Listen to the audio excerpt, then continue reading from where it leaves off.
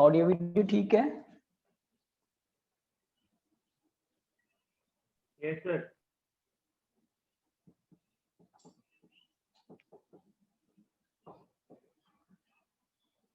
First heading लिखिए atomic nucleus, और nuclei भी लिख सकते हैं।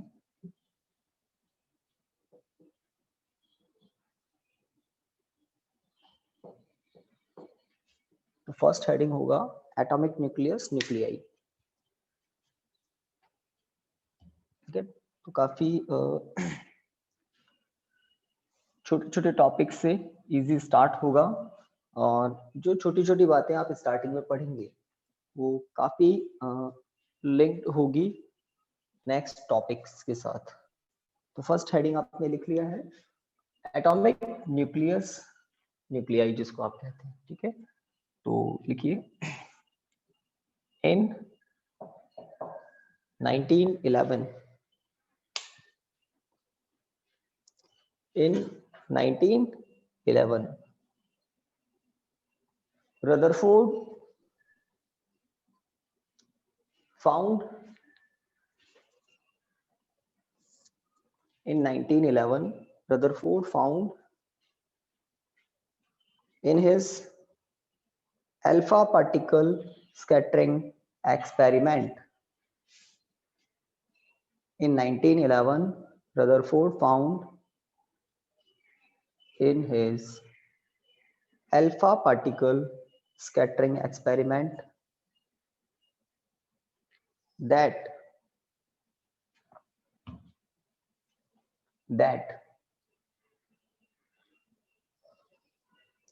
every in 1911 Rutherford found in his alpha particle scattering experiment that every atom consists a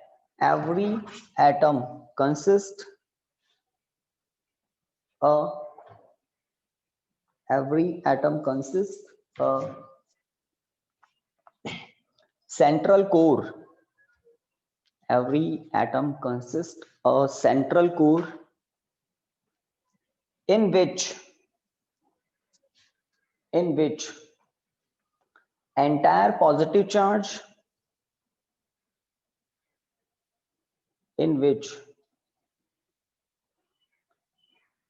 थोड़ा सा ऐड करना है इसमें, यहाँ पे लिखा है consist a central core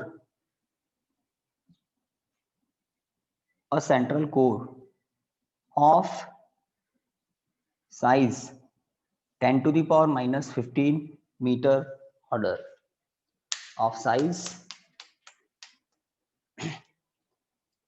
every atom consists a central core of size 10 to the power minus 15 meter order,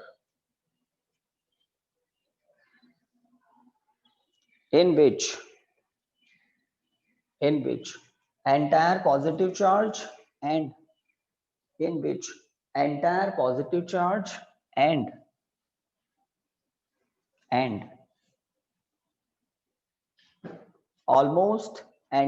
mass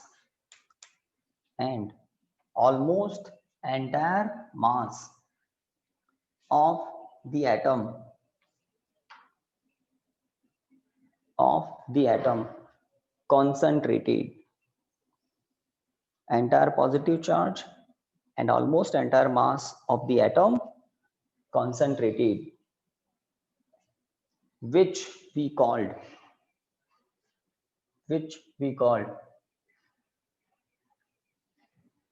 atomic nucleus,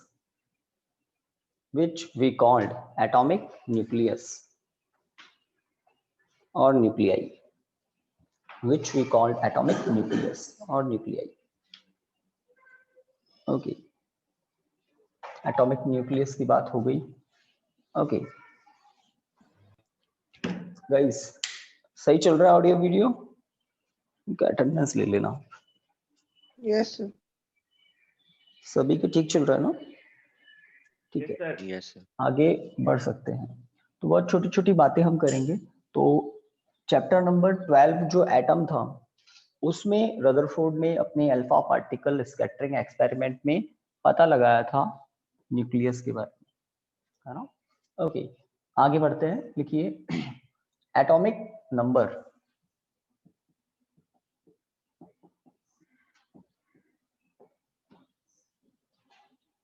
atomic number symbol is Z।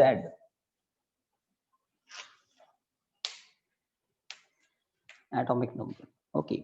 तो फटाफट कीजिए काम। केमिस्ट्री में 11th में बच्चे जो पढ़ लेते हैं, वो एक दो डेफिनेशन है ना इस चैप्टर में रिपीट होगी, तो काम पूरा करना है। लिखिए the number of protons, the number of protons present, the number of protons present inside, the number of proton present inside a atomic nucleus, inside an atomic nucleus of an element, inside an atomic nucleus, inside an atomic nucleus of an element, of an element is called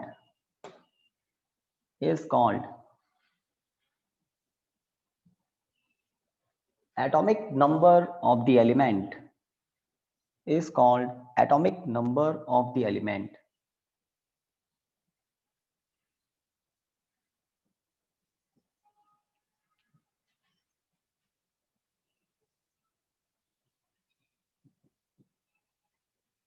Is called atomic number.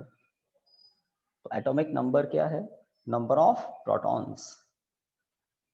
तो किसी भी element के nucleus में, atomic nucleus जिसको हम कहते हैं, तो एलिमेंट्स में उसके एलिमेंट्स अगर कोई है, अगर कोई एलिमेंट है मतलब उसके एटम्स, उसके न्यूक्लियस में कितने प्रोटॉन हैं, वही Z है।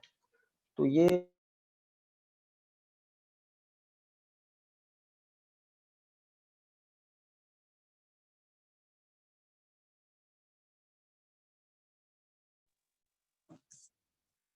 यस गाइस, ऑडियो कनेक्ट हो गया होगा आई थिंक।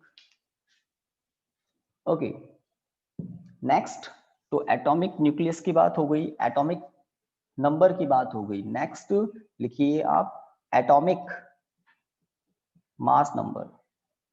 तो कुछ ऑर्डिनरी बातें हो जाएं, फिर कुछ एडवांस डिस्कशन होगा। Atomic mass number,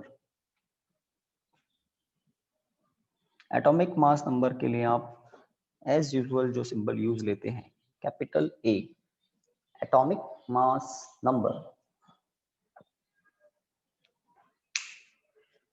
okay, start कर सकते हैं। स्टार्ट कर सकते हैं ना? यस। आपने एटॉमिक नंबर के लिए जो लिखा था ना, चलिए लिखिए D atomic mass number of an element is defined by, the atomic mass number of an element is defined by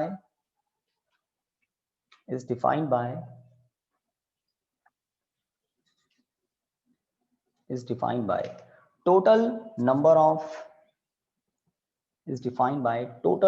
of protons and neutrons, total number of protons and neutrons present inside the atomic nucleus, present inside the atomic nucleus,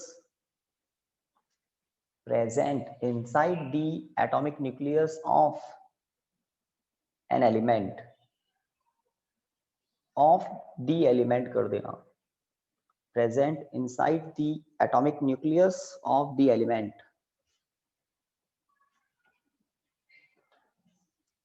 full stop। full stop. We completed definition.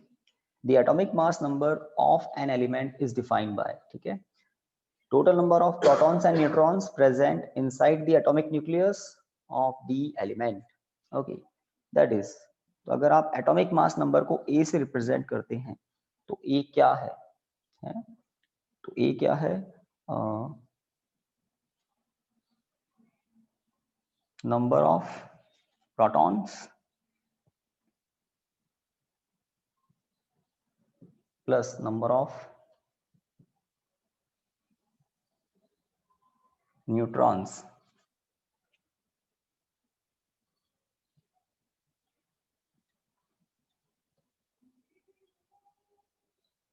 Number of protons number of neutrons. Okay, इसको आप ऐसे भी लिख सकते हैं, A equal to number of protons NP plus number of neutrons NN.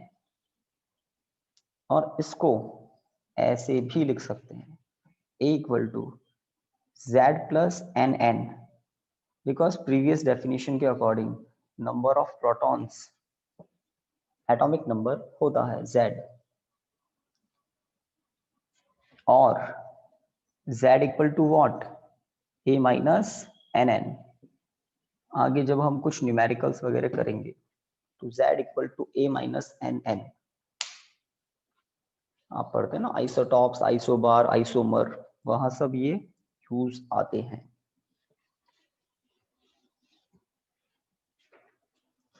Done guys? Atomic mass number. आगे बढ़ सकते हैं, आगे बढ़ सकते हैं. Yes sir. तो ये वो टॉपिक्स हैं जो आपको मे बी मालूम होंगे, but exam point of view से आप इनको दिमाग में फ्रीज कर लें, थोड़ा भी कंफ्यूजन हो तो क्लियर हो जाए. आगे बढ़ते हैं. जैसे जैसे आगे बढ़ेंगे नई चीजें आपको मिलेगी जो आप, है ना, 11th में नहीं पढ़ते हैं. ओके, एटॉमिक मास नंबर के बाद आप लिख सकते हैं size. Yes, size of nucleus.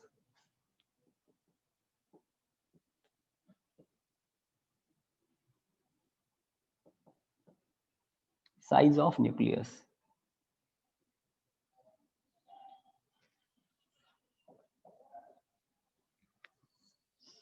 Size of nucleus.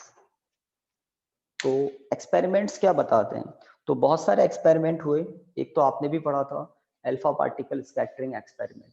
तो जितने भी एक्सपेरिमेंट हुए वो एक ही बात, एक ही रिजल्ट देते हैं कि एटम के न्यूक्लियस का जो साइज है, साइज मतलब वॉल्यूम, वो एटॉमिक मास नंबर के प्रोपोर्शनल होता है. एटॉमिक मास नंबर के प्रोपोर्शनल होता है. That means number of protons and number of neutrons.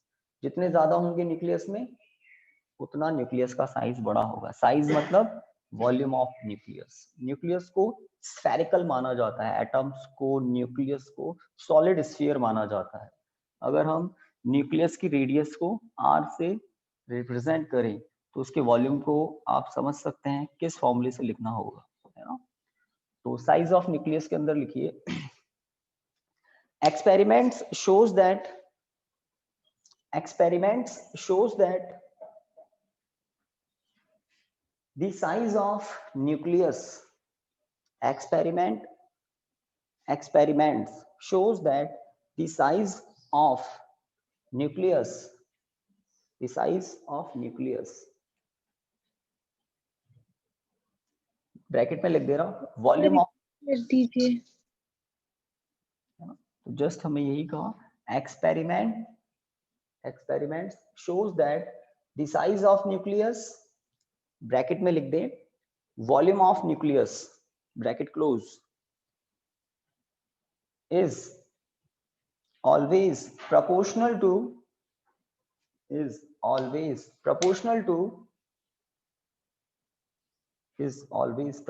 to atomic mass number,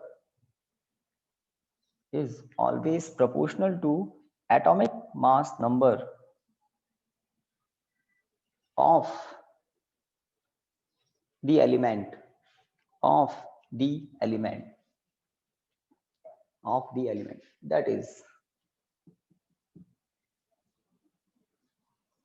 V equal to A. V, capital V, volume of nucleus, capital A, atomic mass number.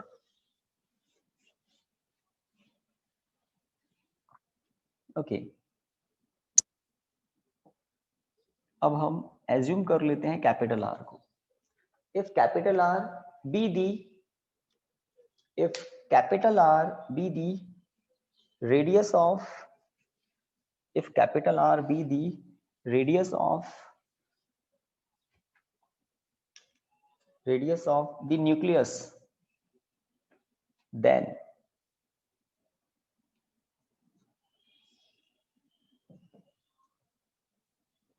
then 4/3 pi r cube is proportional to A. Volume of nucleus proportional to A. तो 4/3 pi r cube formula use लेने का reason, nucleus को कैसा consider किया जाता है, spherical, तो sphere का वॉल्यूम. ठीक है, इससे एक और बात पता चल रही है, r cube is proportional to A. True? हाँ ना बताएं. Yes sir.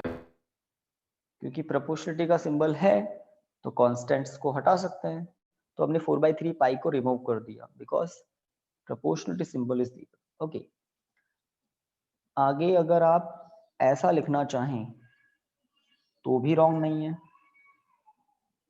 The radius of nucleus is proportional to cube root of atomic mass number. Cube root of atomic mass number 1/3 power है.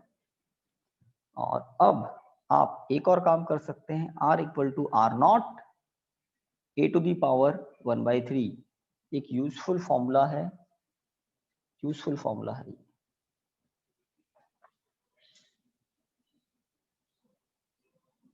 where R0 equal to 1.2 into 10 to the power minus 15 metre.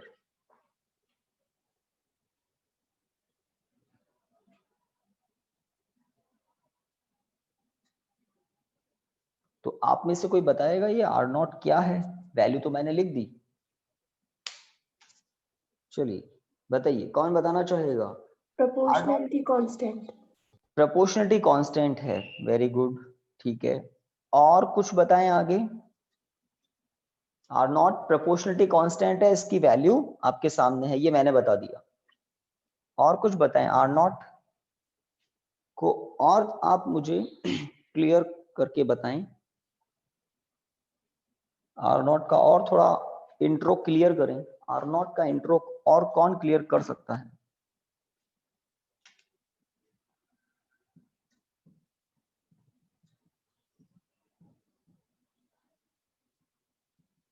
ये बात सही है क्या?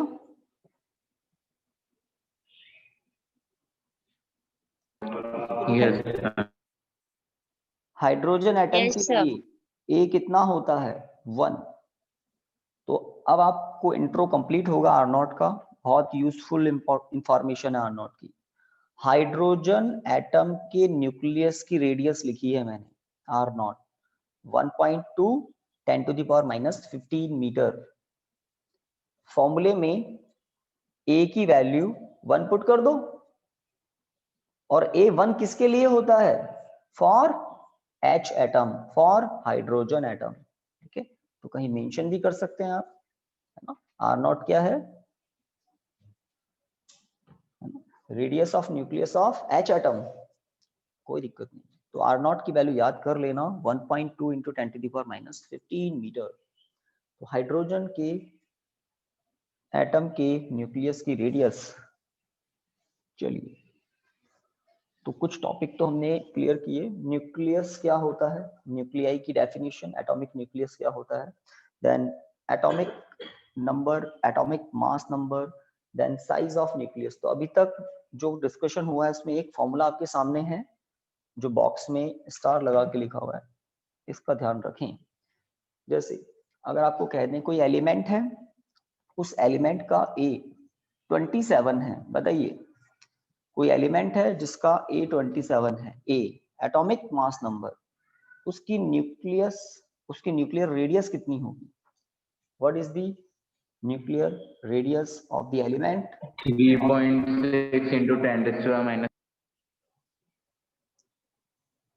तो ऐसा सुनाई दिया 3.6 into 10⁻⁻15 मीटर। ट्रू, सही बात है क्या? Yes, sir. है ना? रीजन आपके सामने है, A⁻⁴ क्यूब रूट। तो जानबूझकर मैंने 27 कहा था कि आप क्यूब रूट पता लगाएं, है ना? 27 का क्यूब रूट 3, है ना? 3 into 1.2 3.6। इस तरह से, इस फॉर्मूले से आप न्यूक्लियर रेडियस पता लगा सकते हैं। ओके, आगे बढ़ते हैं। लिखिए न्यूक्लियर डेंसिटी, न्यू हेडिंग।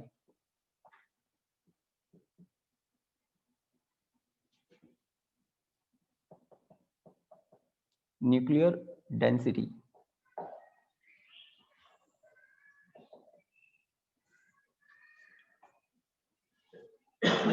तो डेंसिटी तो आप बचपन से जानते हैं, 7th 8th 9th में। डेंसिटी क्या होती है? Mass upon volume. तो न्यूक्लियर डेंसिटी भी यही होती है। बट इस टॉपिक में हम प्रूव कर देंगे कि न्यूक्लियर डेंसिटी एक क्या है? Constant. Nuclear density always constant होती है। डिफरेंट एलिमेंट्स, आप इतने एलिमेंट्स जानते हैं पीरियोडिक टेबल में, उन सभी एलिमेंट के जो न्यूक्लियस हैं उनकी डेंसिटी एक कांस्टेंट वैल्यू है। बहुत हाई डेंसिटी होती है, वैल्यू भी पता लगाएंगे, आपको थोड़ा कैलकुलेशन करना होगा। स्टार्ट करते हैं। लिखिए the ratio of mass of nucleus, the ratio of mass of nucleus and its volume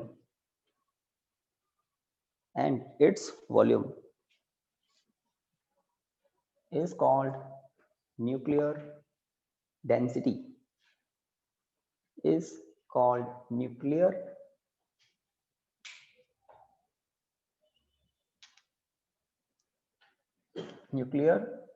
density, full stop। आगे बढ़ सकते हैं।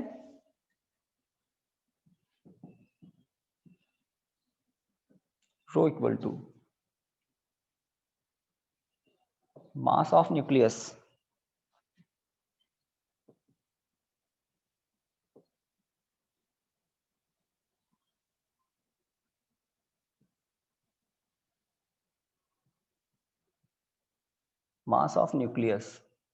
upon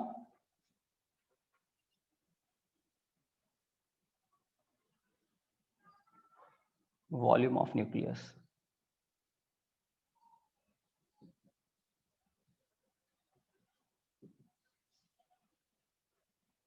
तो मास ऑफ न्यूक्लियस के लिए आपको एक इंफॉर्मेशन दे दूं, किसी भी न्यूक्लियस के अंदर कौन कौन होते हैं? कौन कौन होते हैं भाई? प्रोटॉन और न्यूट्रॉन, है ना? तो पॉजिटिवली चार्ज प्रोटॉन होते हैं और न्यूट्रल पार्टिकल न्यूट्रॉन्स होते हैं। प्रोटॉन न्यूट्रॉन का मास ऑलमोस्ट सेम होता है। आगे जब हम फाइन कैलकुलेशंस करेंगे तब AMU, atomic mass unit, AMU में इनके मासेस में थोड़ा सा डिफरेंस होता है। बट अगर kg में इनकी मास की बात करें तो 1.67 into 10⁻⁻27 kg लिखा जाता है। बट AMU में हम डेसिमल के बाद 4-5 प्लेसेस तक जब इनके मास देखेंगे तो थोड़ा डिफरेंस होता है। ठीक है, तो प्रोटॉन का न्यूट्रॉन का जो रेस्ट मास है वो 1.67 into 10⁻⁻27 kg होता है। दैट मीन्स न्यूट्रॉन प्रोटॉन का मास ऑलमोस्ट सेम है, हमारे लिए तो सेम ही है। तो अगर हम न्यूक्लियॉन्स, एक और वर्ड आता है न्यूक्लियॉन्स, इसके बारे में बताइए ये क्या होता है? Proton plus neutron. तो न्यूक्लियॉन्स क्या होते हैं? प्रोटॉन्स, न्यूक्लियस के अंदर प्रोटॉन्स न्यूट्रॉन्स हैं, तो प्रोटॉन्स को न्यूट्रॉन्स को कंबाइंडली कलेक्टिवली क्या बोल देते हैं? न्यूक्लियॉन्स। ठीक है, आगे बढ़ते हैं। तो इसके नीचे लिखिए इफ स्मॉल m, फटाफट लिखिए if small m be the average mass of, if m be the average mass of nucleons, if m be the average mass of nucleons and r be the radius of the nucleus, and r be the radius of the nucleus, then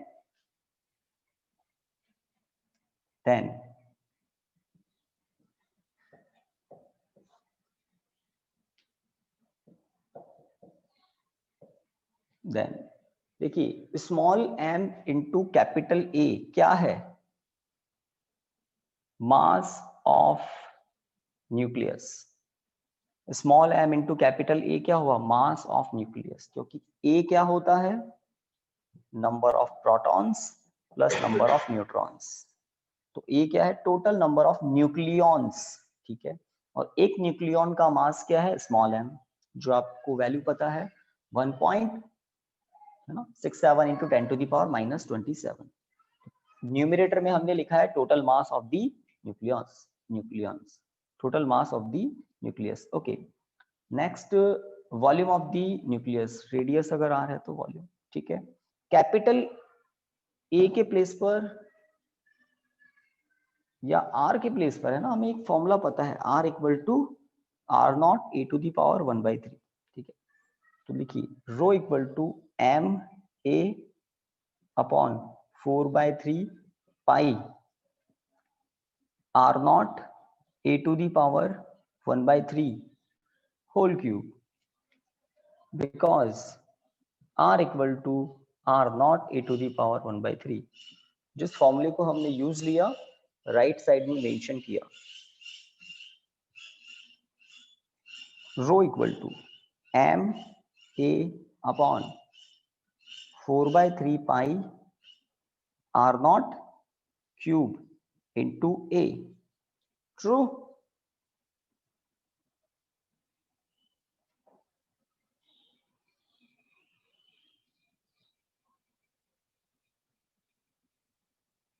देखिए last जो expression है ये, इसमें कोई भी variable नहीं है, कोई भी वेरिएबल नहीं है। अगर m की वैल्यू की हम बात करें तो m की वैल्यू है ना, SI सिस्टम में m की वैल्यू ये होती है। R नॉट की वैल्यू की बात करें तो SI सिस्टम में R नॉट की वैल्यू कुछ ये होती है, मीटर, केजी, यूनिट्स देख लें SI सिस्टम में। तो आप न्यूक्लियर डेंसिटी पता लगा सकते हैं SI सिस्टम में वैल्यू पुट करके, है ना। तो लिखिए इसके नीचे, गाइस यहां तक हो गया सबका? Yes sir. है ना, चेक कर लेना कुछ टर्म मिस्टेक नहीं हो। यहां तक अगर हो गया है, कंप्लीट हो गया है, तो इसके नीचे लिखिए बिकॉज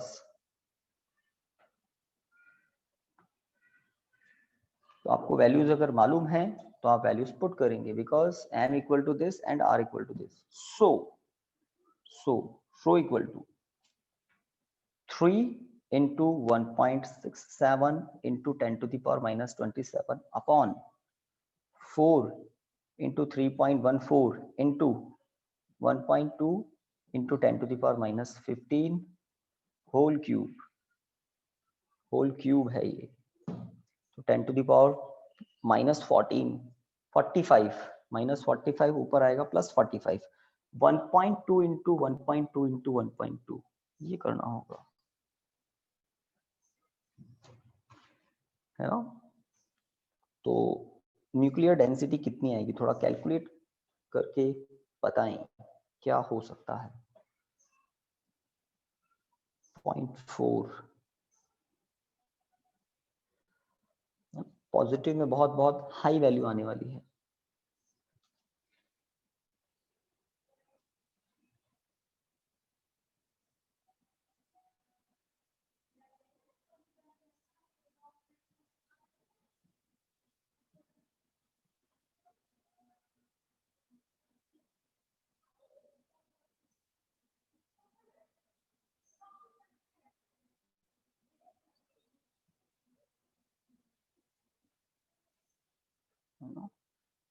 1.2 3 टाइम है ना, उसमें से 3 से कैंसिल किया मैंने, 0.4।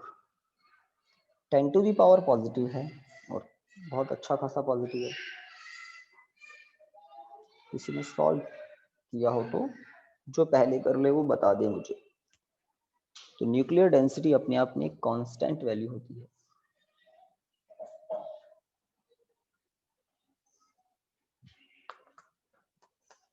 कैलकुलेशन करनी है आपको, है ना, और बतानी है कैलकुलेटर से।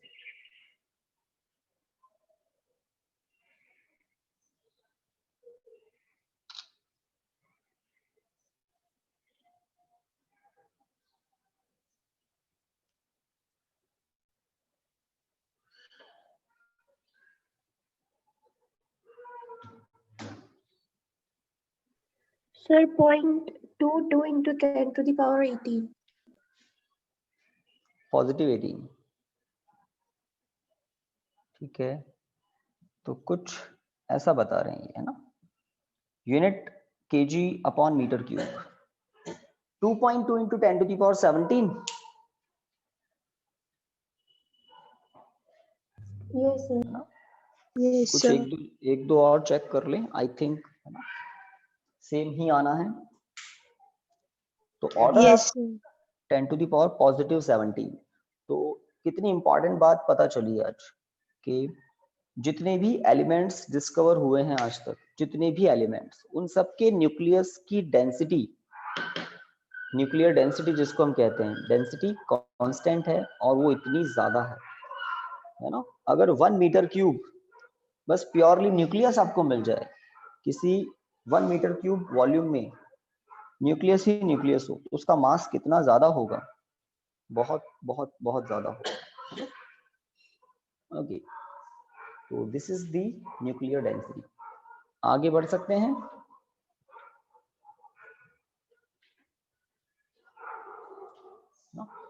टाइम है अभी तो, how many minutes are left? Sir 0.28 आ रहा है। कुछ कह रहे हो? 2.8 आएगा क्या? ऐसा कुछ सुनाइए। Yes sir. 2.8 थोड़ा चेक करना भी, ज्यादातर बच्चे 2.2 बोल रहे हैं। 2.2 ही है। यहाँ पर भी 2.2 ही बोल रहे हैं, आप लोग भी 2.2 ही बोल रहे हैं। चेक कर लेना, ये तो कोई बहुत बड़ा इश्यू नहीं है। मेन है फॉर्मूला जो हमने स्टार्ट किया था, rho equal to total mass upon total volume. और मास क्या होता है? Small m into capital A. Important बात, यहाँ स्मॉल m एवरेज मास है न्यूक्लियॉन्स का, प्रोटॉन्स न्यूट्रॉन्स कंबाइंड। वॉल्यूम आप सब जानते हैं, अगर स्फीयरिकल न्यूक्लियस है तो क्या स्फीयरिकल होते हैं। आर के लिए फॉर्मूला क्या होता है, तो वो हमने आज सीखा, R naught A to the power 1/3। Value put किया तो इंपॉर्टेंट बात, जो वेरिएबल होता है कैपिटल ए, वो वेरिएबल कैंसिल हो जाता है जैसे ही आप आर नॉट की वैल्यू पुट करते हैं। तो वेरिएबल कैंसिल, तो सब कुछ कांस्टेंट है। तो प्रूव करने के लिए आ सकता है 2 मार्क में, prove that nuclear density is a constant and find its value. Okay, next heading लिखिए। तो अब एक्चुअल में चैप्टर स्टार्ट होगा। ये छोटी छोटी बातें तो हो गई। देखिए, ये कॉन्सेप्ट आपको सीखने हैं अब। Mass defect, yes, mass defect. अब मास डिफेक्ट क्या होता है ना? तो अगर कोई न्यूक्लियस है तो न्यूक्लियस के अंदर न्यूक्लियॉन्स होते हैं, प्रोटॉन न्यूट्रॉन्स होते हैं। प्रोटॉन न्यूट्रॉन्स का रेस्ट पर मास, अगर mass of proton, mass of neutron, ये न्यूट्रॉन प्रोटॉन के मासेस हैं। Mass of proton, mass of neutron, neutron, ठीक है। तो किसी भी एटॉमिक न्यूक्लियस का जो एक्चुअल मास होता है, ध्यान दें, किसी भी एटॉमिक न्यूक्लियस का जो एक्चुअल मास होता है वो कुछ कम होता है किससे? Total mass of the nucleons, total mass of the nucleons which present inside the nucleus। तो न्यूक्लियस के अंदर जो न्यूक्लियॉन्स हैं उनका टोटल मास ज्यादा होता है, और क्या कम होता है? Actual mass of the nucleus. तो अगर m न्यूक्लियस का मास है, mp मास ऑफ प्रोटॉन कहा मैंने, और np नंबर ऑफ प्रोटॉन्स। तो mp mass of proton, np number of protons inside the nucleus, plus mn mass of neutron into nn mass of neutron into nn number of neutron. तो जो underline मैंने किया है, ये है total mass of proton plus ये है total mass of neutron. तो न्यूक्लियस के अंदर प्रोटॉन न्यूट्रॉन ही होते हैं, और उनका ये जो टोटल मास है वो ज्यादा होता है न्यूक्लियस के एक्चुअल मास से। तो एक्चुअल में न्यूक्लियस का जो फॉर्मेशन होता है उसमें मास लॉस होता है न्यूक्लियॉन्स से। न्यूक्लियॉन्स मतलब प्रोटॉन न्यूट्रॉन्स से न्यूक्लियस का जब फॉर्मेशन होता है तो मास लॉस होता है। आइंस्टाइन के अकॉर्डिंग वो मास एनर्जी में कन्वर्ट होता है ना, एनर्जी में कन्वर्ट होता है। एनर्जी चाहिए न्यूक्लियस को बनने के लिए, एनर्जी चाहिए। वो एनर्जी कहाँ से मिलती है? मास डिफेक्ट से, मास से। आइंस्टाइन का एक फॉर्मूला आपने जरूर देखा होगा, सुना होगा, पढ़ा होगा, E इक्वल टू mc², है ना। तो आइंस्टाइन ने फर्स्ट टाइम मास और एनर्जी को भी, है ना, म्यूचुअली रिलेट कर दिया। आइंस्टाइन्स मास एनर्जी इक्विवेलेंस जिसको कहते हैं। ओके, तो डेफिनेशन आती है इस फॉर्मूले से। किसकी डेफिनेशन? मास डिफेक्ट की। और बहुत इंपॉर्टेंट कॉन्सेप्ट आप आगे समझेंगे। अभी तो एक छोटी सी डेफिनेशन है, इसके बहुत बहुत आगे यूजफुल कॉन्सेप्ट्स, यूजफुल रिजल्ट्स आपको आगे मिलेंगे। तो डेफिनेशन तो हम कंप्लीट करते हैं, फिर समझने का काम करेंगे। देखिए,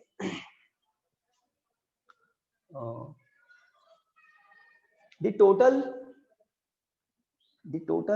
mass of protons and neutrons, the total mass of protons and neutrons, इसमें स्टार्ट हम थोड़ा सा अलग तरह से करते हैं। यहाँ माइनस जो है ना, ये डिफरेंस को बता रहा है। तो पहले सुन लीजिए, हम इसको एक और बेटर लैंग्वेज में कैसे लिख सकते हैं। द डिफरेंस ऑफ, है ना, स्टार्ट कहाँ से कर दें? The difference of. बाकी सब कुछ आगे हमने सही लिखा है, स्टार्ट में चेंज किया है। क्या? The difference of total mass of protons and neutrons, total mass of protons and neutrons present inside the nucleus, present inside the nucleus, and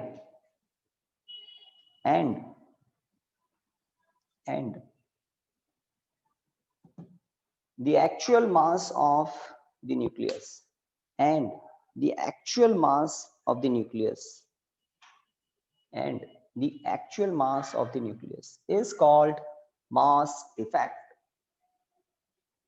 is called mass defect, full stop, is called mass defect। तो definition के according एक expression भी आपको यहाँ पर दिखाई दे रहा है। तो किसी भी न्यूक्लियस के अंदर प्रोटॉन्स न्यूट्रॉन्स होते हैं, प्रोटॉन्स न्यूट्रॉन्स होते हैं, ठीक है। प्रोटॉन्स न्यूट्रॉन्स का इंडिविजुअल जो मास है, इंडिविजुअल मास, वो हमने लिखा है mp और mn। प्रोटॉन्स का मास, प्रोटॉन का मास, न्यूट्रॉन का मास, और प्रोटॉन न्यूट्रॉन के नंबर से प्रोडक्ट कर दिया। तो दिस इज दी, ब्रैकेट में क्या है? Total mass of the protons and neutrons present inside the nucleus. और कैपिटल M क्या है? उन सभी न्यूक्लियॉन्स से हमने न्यूक्लियस को बना दिया। अब न्यूक्लियस का एक्चुअल मास m है। तो न्यूक्लियस का जो एक्चुअल मास है वो कम होता है। क्यों कम होता है? क्योंकि आगे एक डेफिनेशन आएगी, न्यूक्लियर बाइंडिंग एनर्जी। तो न्यूक्लियॉन्स से मतलब प्रोटॉन न्यूट्रॉन्स से न्यूक्लियस का जो फॉर्मेशन होता है वो ऐसे ही नहीं होता है, बहुत एनर्जी चाहिए होती है। वो एनर्जी आती कहाँ से है? मास से। Mass is the also form of energy. Einstein ने ऐसा बताया था, mass is also a form of energy. चलिए एक्सप्रेशन लिखिए आप, delta M equal to, delta M मतलब मास डिफेक्ट,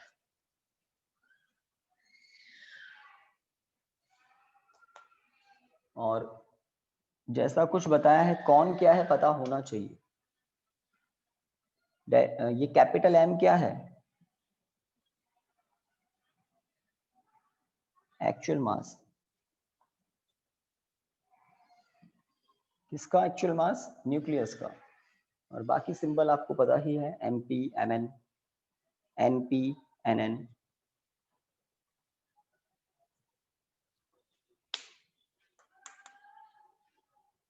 डन गाइस?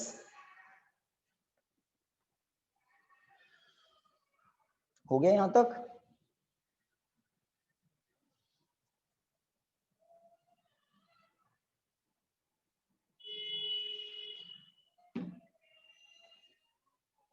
आगे बढ़ सकते हैं? Yes. आगे बढ़ सकते हैं ना? एक टॉपिक करवा ही देते हैं, लिखिए मास एनर्जी।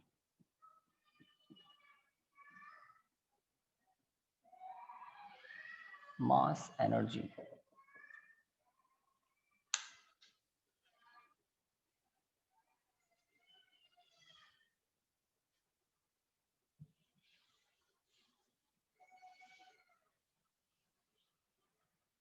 ओके, तो मास एनर्जी के बारे में सबसे पहले और सबसे बाद में आइंस्टाइन ने ही बताया था।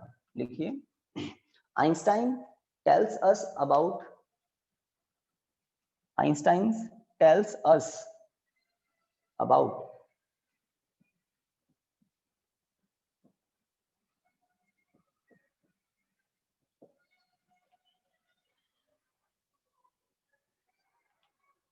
Einstein tells us about the mass is also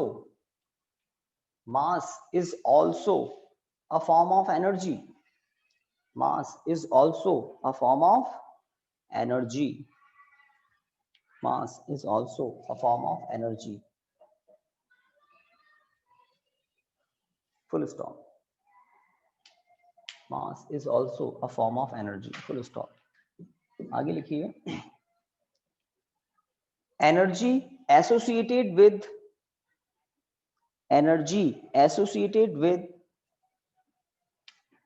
mass m, energy associated with mass m is given as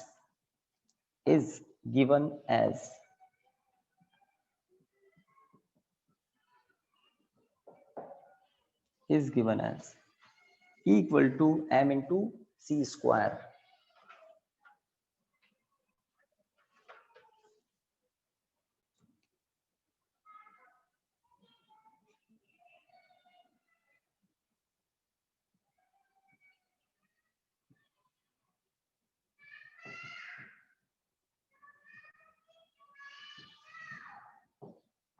C equal to c speed of light 3 into 10 to the power 8. तो mass is also a form of energy. ये सबसे पहले बताया था Einstein ने। और इसी equation को आप कहते हैं Einstein's mass energy equivalence. Einstein's mass energy equivalence. Okay, तो बताइए हो गया यहाँ तक? सर ये Yes, एम sir. ओवर ऐसे क्या? क्या कह रहे हो? Speed over light M over ऐसे क्या?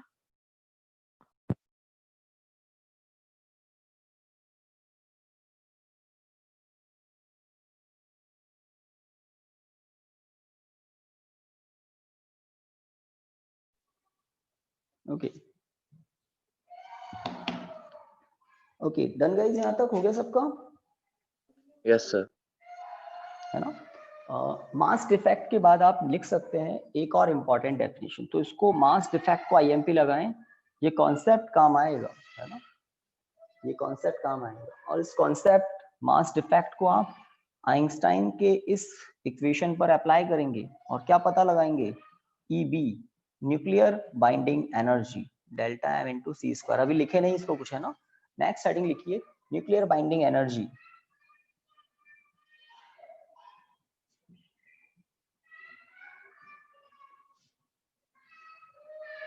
Nuclear binding energy EB nuclear binding energy. तो मास डिफेक्ट हमने पढ़ा, आइंस्टाइन के मास एनर्जी इक्विवेलेंस को पढ़ लिया, इन दोनों के कॉम्बिनेशन से अब आप न्यूक्लियर बाइंडिंग एनर्जी को समझ सकते हैं, है ना। तो न्यूक्लियॉन्स से न्यूक्लियस बनता है, सुन ले ध्यान से, है ना, न्यूट्रॉन प्रोटॉन मतलब न्यूक्लियॉन्स से न्यूक्लियस बनता है, तो ऐसे ही नहीं बनता, बहुत सारी एनर्जी चाहिए होती है ना। तो लिखिए द मिनिमम, डेफिनेशन स्टार्ट कर सकते हैं, the minimum energy required to the minimum energy required to separate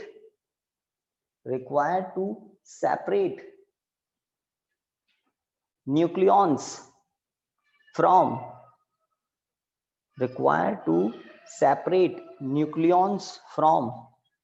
the nucleus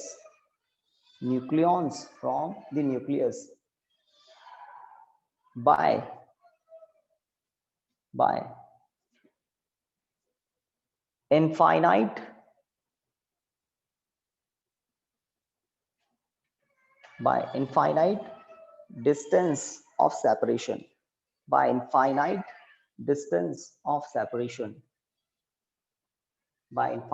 distance of separation, is called nuclear binding energy, is called nuclear binding energy, nuclear binding energy। ये definition समझ लो उल्टी है ना।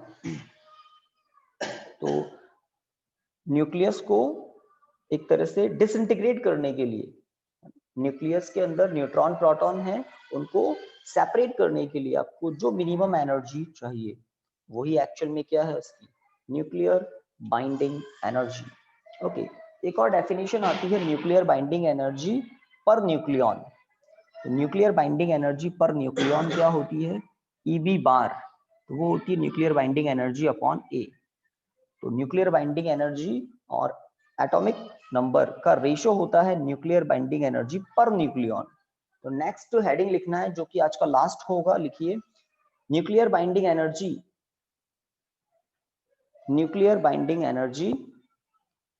पर nucleon, nuclear binding energy पर nucleon. तो 2 minutes में हमारा काम हो जाएगा। न्यूक्लियर बाइंडिंग एनर्जी पर न्यूक्लियॉन, है। तो लिखिए the ratio of nuclear binding energy, the ratio of nuclear binding energy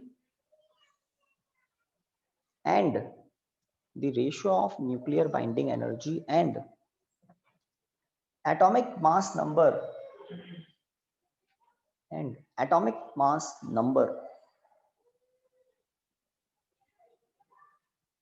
for a nucleus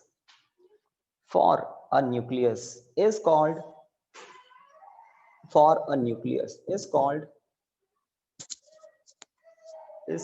nuclear binding energy per nucleon, is called nuclear binding energy per nucleon। और ये formula आप नीचे लिखें, that is. तो आज हमने सारा बेसिक काम किया है, इसमें जहां IMP लगाया है उस पर ध्यान दे लेना। वन एंड ओनली डेफिनेशन जिस पर IMP अप्लाई किया है, मास डिफेक्ट। उसके बाद में आप न्यूक्लियर बाइंडिंग एनर्जी को भी IMP लगा सकते हैं, बट सबसे ज्यादा इंपॉर्टेंट आज का काम था मास डिफेक्ट। छोटी सी बात है बट ये आगे बहुत काम आएगी। ओके गाइस, तो आज की क्लास को तो यहाँ स्टॉप करते हैं, कल मिलते हैं। Thank you students. Thank you, sir. Good day, sir. Yes, sir. Thank you, sir. Okay.